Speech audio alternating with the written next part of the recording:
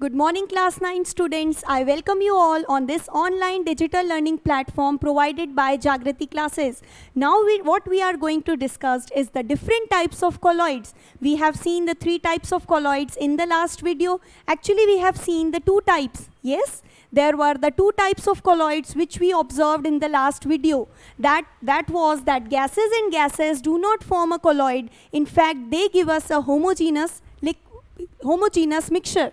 So what we discussed was, we discussed 2 types of colloids, when liquids are mixed with gases and when solids are mixed with gases. Now what we have are the remaining 6 types. That is, when you take your DM, that is dispersion medium, here what would we take is the dispersed phase.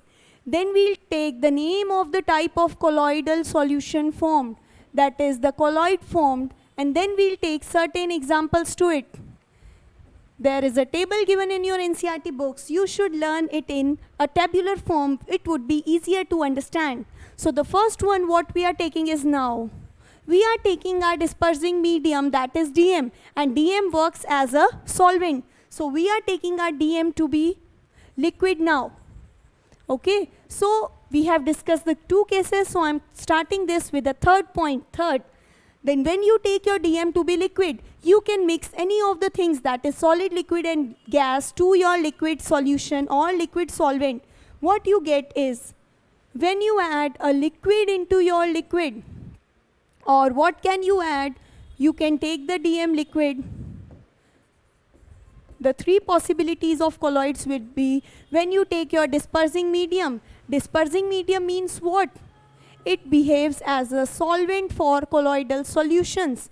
Then your dispersing medium, when it is liquid, you can incorporate or mix with it what? You can mix a liquid or a solid or a gas. You can mix any of the 3 things. When liquid and liquid is mixed together, the resulting solution is called emulsion. And the example of emulsions are what? The examples of emulsion are, let's say, paint or milk. These are the examples of emulsion. Then when solid is mixed with liquid, I can write that solid is mixed in liquid, solid in liquid.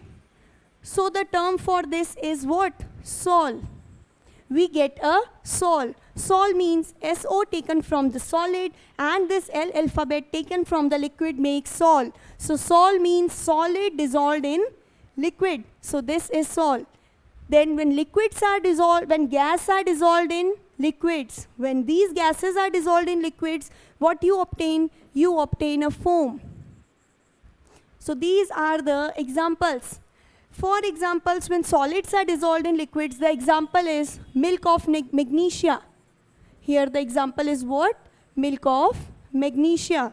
And for the foam, example of foam is the shaving cream, or any other cream which produces lather, bubbles or foam. It is what? It is a gas which is dissolved in the liquid. So this is what the next 3 categories stands for. I hope you got the categories. Please do learn their examples. Okay, here what does sol mean? Sol means gaढ़ा liquid, a thick liquid, a liquid having thick consistency. When you dissolve any solid in the liquid, then the liquid becomes somewhat thicker. So this is what sol means. Then you have the next 3 examples, that is 6th, 7th and 8th. 6th, 7th and 8th. So the next 3 examples are, firstly we took DM to be our gas and we mixed solid and liquid into it, because gases in gases is always homogeneous. Then what we took our liquid. We have fixed our DM, dispersing medium, to be liquid, and when we mix solid, liquid and gas, then the resulting colloids were these. Now what we are taking? We are taking solid. We are taking our dispersing medium to be solid.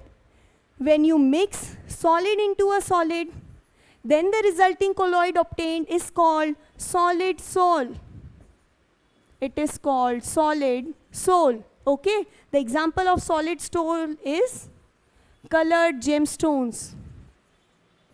How do we get the different colored or different shades of gemstones in a single piece?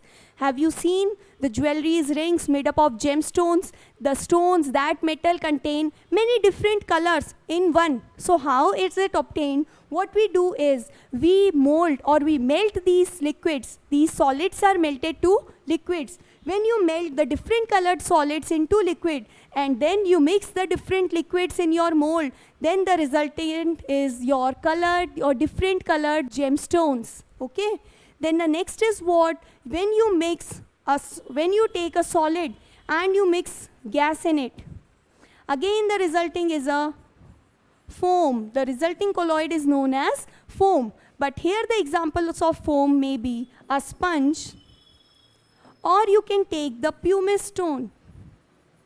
The pumic stone. Have you observed the pumic stones which we use here?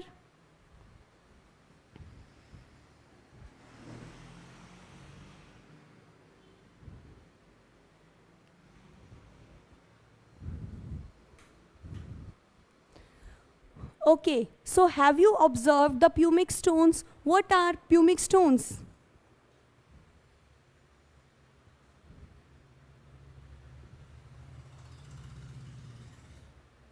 So pumic stones is generally a solid stone in which air bubbles are trapped in. So if you have observed a pumic stone, it contains small holes, minute pores. Why these pores are there? These pores are due to the evolution of CO2 gas. And when you take a solid and mix it with the liquid, okay, when a solid is taken and that solid is mixed with liquid, when you mix a solid with liquid, then what you get is you get a gel. And the examples of gel are the butter. Butter is a kind of gel. It is smooth because solid is mixed with liquid. Then what you get, the examples can be jelly. So these are all the examples of different colloids which we are studying. I have already discussed 2 colloids earlier, and these are the remaining colloids. Now, from the next, we'll deal with the methods of separation. That is how different components are separated. You should understand the different terms and you should know the different methods. So, now we are proceeding to the next part of our chapter. The next part is separation. And you have to study different techniques for separation. Okay? So, the first separation technique is what? The first separation technique for the separation of the colored component. For the separation of the colored component. Separation of what? Separation of colored component from ink. This is the first one which is given in your books. Okay? So, separation of colored component. Colored component means what is ink comprises of. What does the ink comprises of? The ink comprises of a solute and a solvent. You all know that ink is a homogeneous mixture.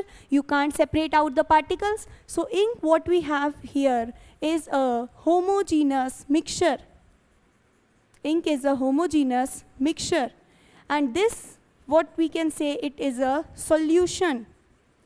And this solution is made up of a solute and a solvent. So the solute in ink is your dye, that is the colored component, and the solvent used here is water. So what we need to separate? We need to separate our dye or the colored component from the water. This is our aim.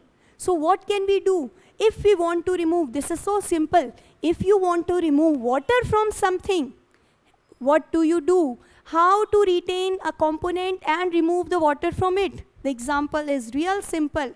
The method used is what? Evaporation. The method used is evaporation. And evaporation you have studied in much detail. What do you mean by evaporation? What are the factors affecting evaporation? Where have you done it? Yes, just recently in your class 9th chapter 1st, matter around us. You have studied the difference, even you studied the difference between evaporation and boiling. So I hope you all know what is evaporation. Evaporation is a phenomenon when a liquid changes to gaseous state. below boiling point. Okay, it is called evaporation. So this was the definition of evaporation. Now what is the process of evaporation? Yes, for evaporation what you do? You take a beaker, okay, pour your components, that is pour the ink in the beaker. Take a beaker and fill it completely with what? Fill it with ink. Ink is made up of a colored component which is dye and water. So when you heat it, when you heat the mixture of ink, that is dye and water, what do you observe? You observe that the water evaporates in the form of what? Water evaporates in the form of water vapors. And after some time, when whole of the water evaporates or is released, then what you are remaining with? The dye or the color component remains at the beaker, at the base. When whole of the water evaporates, then you have your colored component, that is dye. So what is the separation technique for the separation of dye from ink? The technique is evaporation. You need to define evaporation here. How will you define, students? What do you mean by evaporation? Evaporation is the conversion of liquid to vapor state without or less than its boiling point. At the temperature below boiling point, when the liquid changes to vapor, the phenomenon is called evaporation. So this is what evaporation means. So this was the separation technique. Now the next separation technique we are discussing is what? The next separation technique which we are discussing is how to separate cream from milk. How to separate the separation of cream from milk. Or it could also be told that separate butter from cream. The same technique is used to separate butter from cream. Okay? Cream is basically the malai of the milk which we use. So how to separate the cream from the milk? You have seen in your households, yes? The separation, have you observed? This separation, it is done in the household by using a mixing jar or the grinder mixer. But on a large level, how to separate it? For separation on large level, the technique used is centrifugation. For this, the technique used or undertaken is called centrifugation. Centrifugation is used, listen to my words carefully. This technique is used when the particles of the solute, when solute particles, this technique is used when solute particles are very small in size. Very small in size. These are that much small in size that they pass through the filter paper. They pass through the filter paper. And so we can't use the mechanism of filtration to separate them because they won't be separated. They just pass out from the filter paper. So the method of centrifugation is used. In this centrifugation method, what is the principle of centrifugation? What do you mean by centrifugation technique? So centrifugation simply means, centrifugation means what? Centrifugation का principle बता रही हूँ. It is based on, this method is based on density of your solute particles. Density of the particles. In this separation technique, the particles or the constituent particles, I should say, the constituent particles separate out, these constituent particles separate out on the basis of their densities, based on densities. Okay, so this is the technique of centrifugation. That is, the particles separate out based on densities. How do they separate? The complete principle is when the given solution to be centrifugated, when the given solution is spun rapidly, is spun rapidly in the centrifugation machine, as you can observe a mixer. What do? You pour your milk in the mixer, okay, and rotate it. When you rotate the milk at a very faster speed, what do you observe? The denser particles or the cream, malai of the milk would come on the top or bottom. The cream, because it is denser, it settles on the bottom and the lighter particles come on the top. So this is what centrifugation means. When the given solution, that is your milk, is spun rapidly means it is rotated rapidly, then the denser particles, denser means heavier, and from the milk and cream, what is heavy? Cream. Heavier particles, that is cream. The denser, heavier particles are forced to the bottom. These are forced to the bottom. And the lighter particles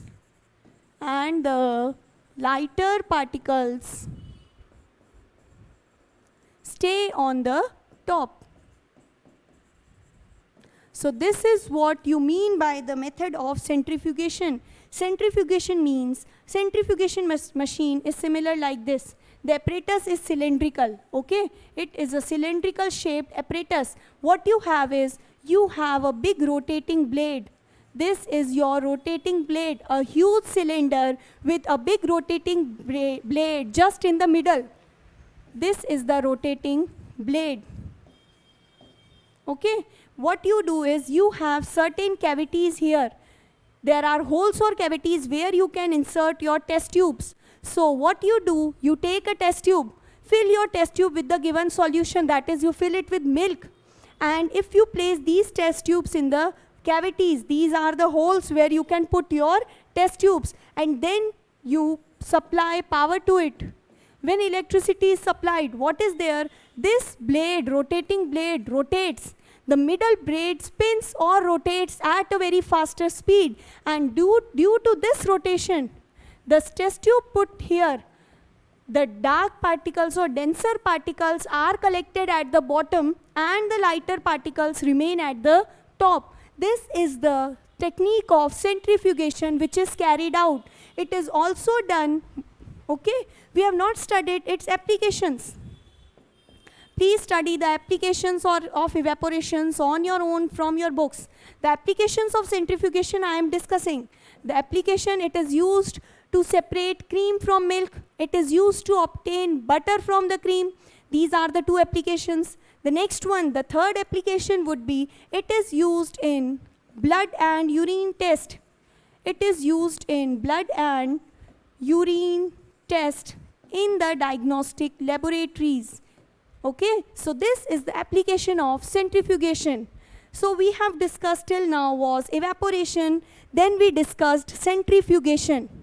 One more topic which I would like to discuss is, we have left one topic, okay? We'll continue this separation techniques. Till now we have discussed two. Now I'm discussing a small topic which is of concentration. Then we'll carry on to the next third technique. So meanwhile, what I'm discussing is the topic of concentration. I forgot to mention this topic in the previous videos, so I'm discussing it now. Concentration means, concentration is the amount of solute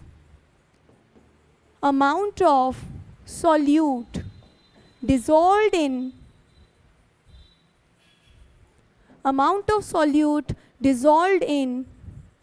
given quantity of solvent. This is what concentration tells us, given quantity of solvent. Okay, so concentration is, you know, the amount of solute dissolved in a given amount of solvent. This is what concentration means. Concentration is expressed in percentage. Concentration is always expressed in percentage form. it is expressed in the form of percentage. Now there are three types of concentration, or there are three methods to express concentration. The three forms or three methods can be: the first one is mass by mass percent. Mass by mass percent concentration. The next form is mass by volume percent. Mass by volume concentration. And the third one is volume by volume. The third is volume by volume concentration. So these are the three forms. It can also be written mass by volume, mass by mass can be written as m by m. Mass by volume can be written as m upon v, and volume by volume signifies v upon v. So these are the three different ways by which we can express concentration of something. Now the basic formula for concentration is: concentration means amount of solute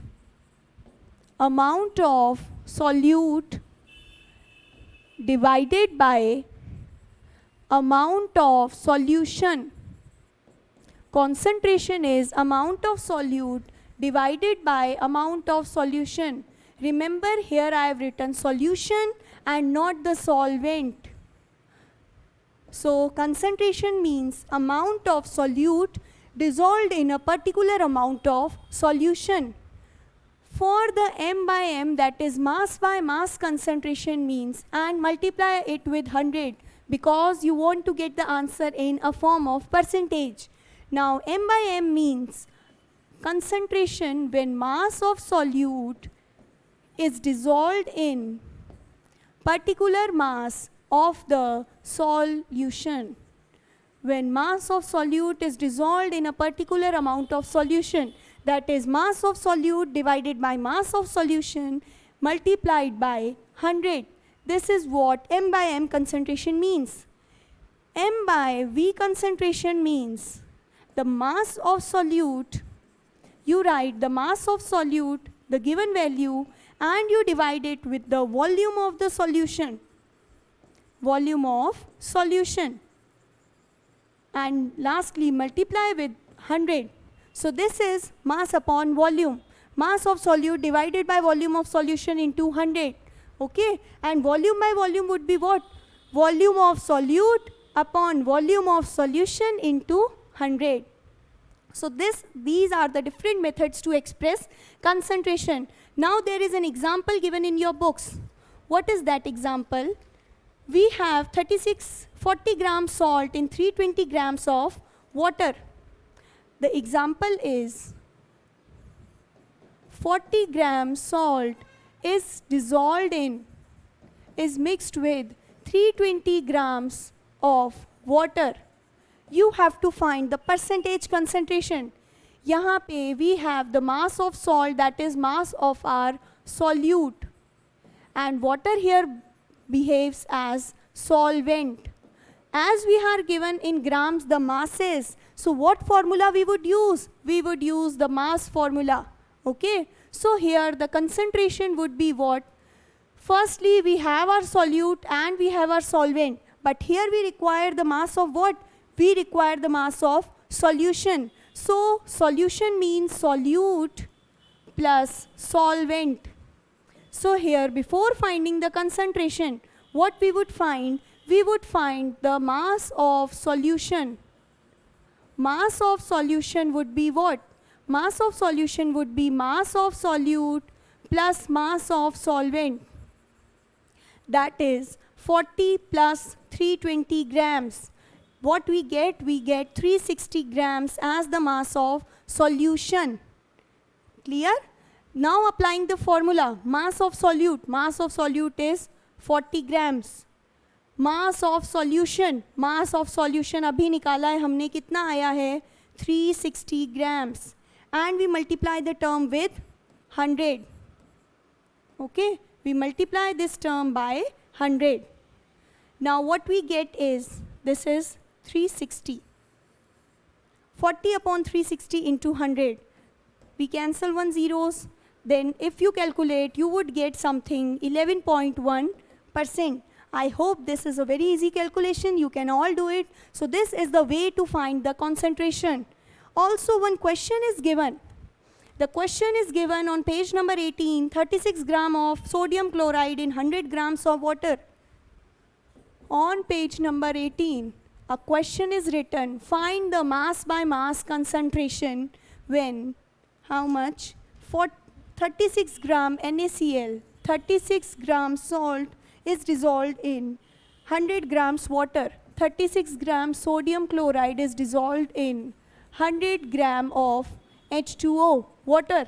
Then you have to find the concentration. What is the formula of concentration? Concentration means, as we are given the mass, so we'll use M upon M formula, mass upon mass. Please pause the video. If you have understood, you do it yourself and then check the answers with me. So we find out mass of solute divided by mass of solution multiplied by 100. Okay, now solving. We have solute as NaCl. This NaCl is what? This is our solute. Water always behaves as the solvent. So in the answer, we require the mass of solution. So what would be the mass of solution? Mass of solution would be mass of solute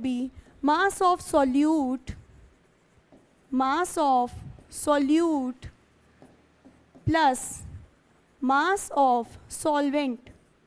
When we add the mass of solute in solvent, we get the total mass of solution. So mass of solution means mass of solute plus mass of solvent. So mass of solute is 36 grams plus mass of solvent is 100. So you get 100 grams as solvent. 36 plus 100 gives 136 grams. Now you find the concentration. Concentration would be what? Concentration is mass of solute. Mass of solute means 36 grams. Concentration of solution, which we found just now, it is 136. And we multiply this term by 100. After solving this, you would get approximately 26.47% as the answer. Every time you should remember that the concentration is expressed in percentage. So after writing the numerical answer, please don't forget to mention the unit, and its unit is percentage. Okay, I hope you got this example. How do we find the concentration? Now we have discussed two techniques, that is evaporation, and we discussed centrifugation. The next technique which we will discuss is the third separation technique.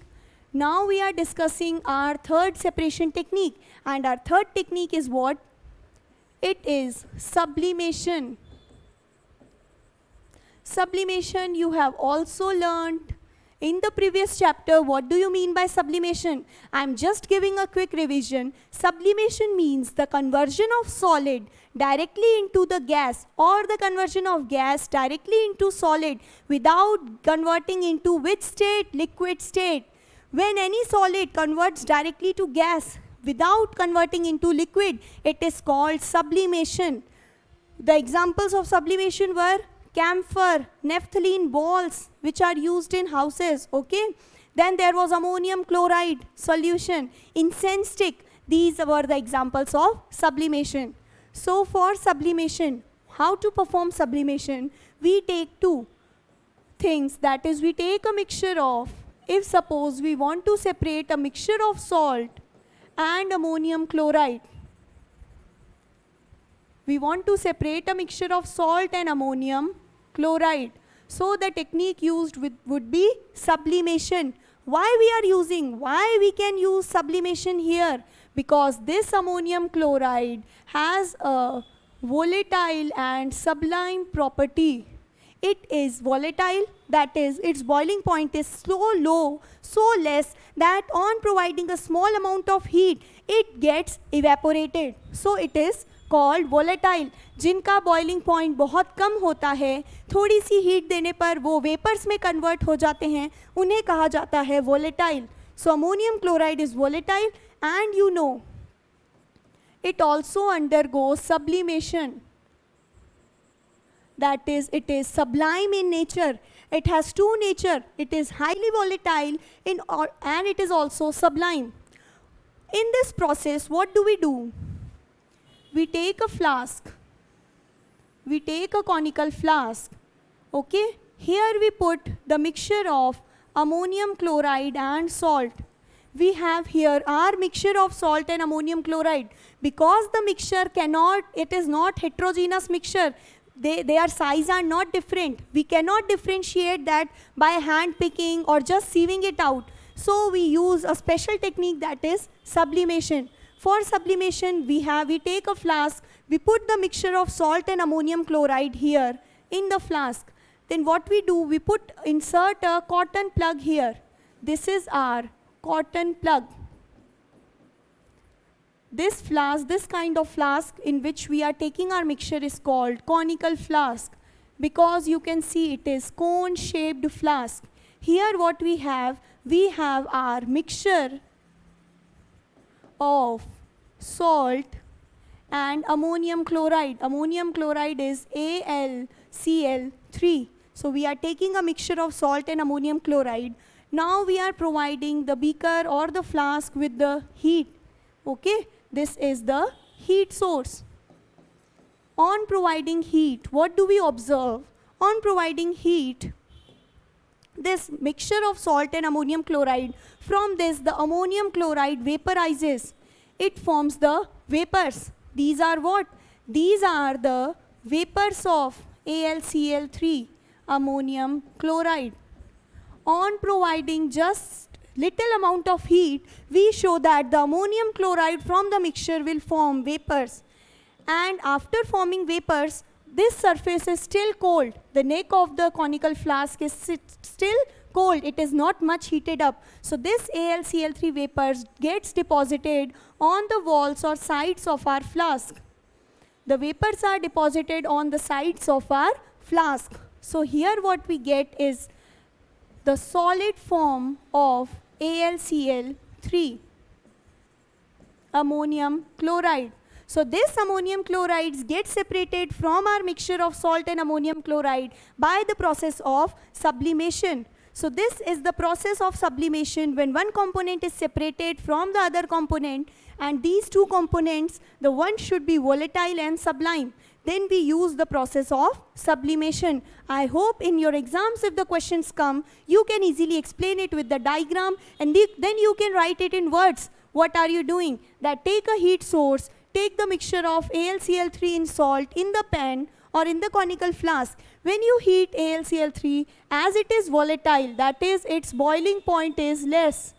It has a low boiling point. So on providing sufficient amount of heat, AlCl3 turns to vapors and it rises up. On rising up, when AlCl3 touches the walls of the flask, it condenses to form solid form of ammonium chloride, and thus we get salt here and the AlCl3 in the solid form on the walls of conical flask. So I hope this method is really clear to you. Now, the fourth separation technique we are discussing. Our fourth technique of separation which we are discussing is to separate a mixture of two immiscible liquids. We want to separate a mixture of two liquids which are immiscible with each other. What do you mean by immiscible? Immiscible means ऐसे liquid जो आपस में dissolve नहीं होते. Two liquids which do not dissolve with each other. These liquids are called immiscible liquids. Okay? So these immiscible, for example, what we can take? We can take oil and water. This you can perform at your homes also, and I hope you have seen daily life examples also. If you take a beaker filled with water, and if you add oil to the beaker, this is you have taken water in a beaker. And when you add oil to it, what do you observe? Does the oil dissolve? No, the oil never dissolves in water. The oil is kept on the surface. Okay, the oil persists on the surface of the water, and the water and oil forms two separate layers. On the top we have our oil layer, and at the bottom we have the water layer. So we see that we observe two different kinds of layers. The top layer is of oil and the lower layer is of water. So now what can we do to separate such immiscible liquid? The oil and water is just one example.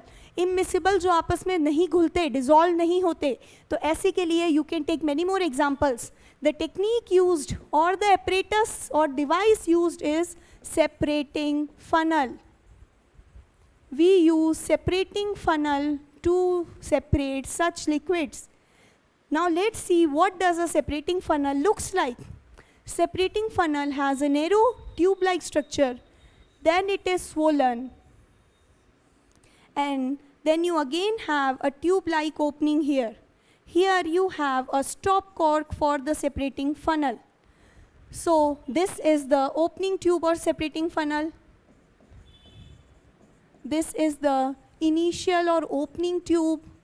Then here you have the round flask shaped structure.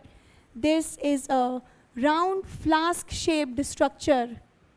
Then this is what your stop cork. Okay, so what we do is we fill this mixture of oil and water into this funnel. Pour the liquid, that is the mixture of oil and water, in your funnel. Once you pour the liquid, then oil and water will not dissolve. Leave it undisturbed. Leave the separating funnel undisturbed for some time. What do you observe? You observe that the oil makes a top layer in the separating funnel and the remaining layer is of water. You get two different layers. Take the oil and water mixture, put this mixture in the separating funnel. Okay, then let the separating funnel stand undisturbed for few seconds, few time. What you will observe? You will observe that the oil comes at the top of the separating funnel and the water forms downwards a next layer. So we get two layers. That is, we get a water layer, and on the top what we have is our oil layer. The mixture gets separated into layers because these are immiscible. आपस में mix नहीं होते, they just separate out into layers. So for this, then what you do, you open this stop cork very slowly. When you open the stop cork, once you see separation into layers, then what you do, open the stop cork and put a beaker. When you open the stop cork, all the water, all these water from the water layer will come drop by drop and they would be collected in the beaker. Okay? As soon as all the water is collected, you have to very precisely close off your cork so that no oil can further enter. Now what you do, take another beaker in this place and collect all the oil from the separating funnel. So this method gives you pure water and pure oil. You have a mixture of two immiscible liquids, and what you did, you used a separating funnel to separate out both the liquids, and you obtained or collected both the liquids in the different beakers. So by this method we can easily separate two immiscible liquids from any mixture. Okay, and this method is based on what? Why only the oil forms the top layer and not the water? So the principle of this method is, the important principle involved in this method is what? We are now that this is based on the densities.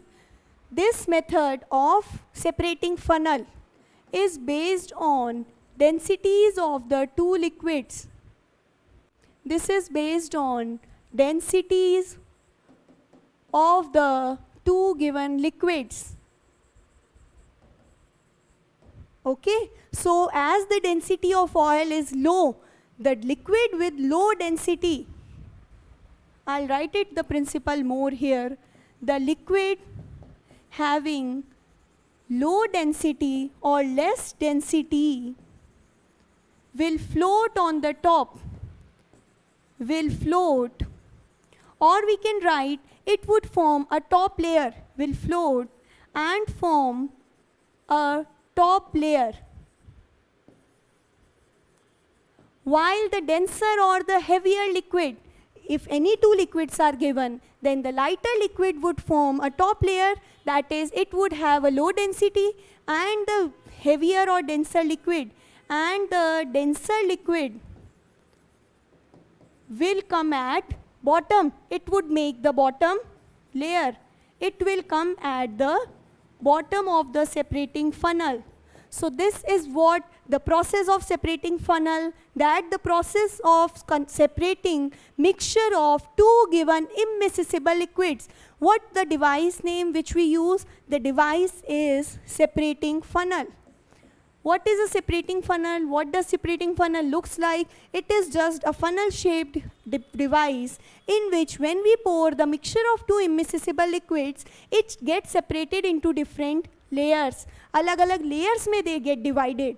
For getting the first layer or the bottom layer, you open the stop cork and collect all the bottom layer of the liquid in a beaker. Then what you do next? As soon as whole of the bottom liquid has accumulated in the beaker, now put off the stop cork or close the stop cork. And then at last you can take another beaker and pour your top liquid or top layer in another beaker. So this is the method of separation of two immiscible liquids, and it is based on principle of what? It is based on the principle of densities. And these densities, how the liquids would be separated? The liquid having low density, the liquid with smaller amount of density will float and it would form a top layer. While the liquid with more density or the heavier or denser liquid will be collected at the bottom. Okay?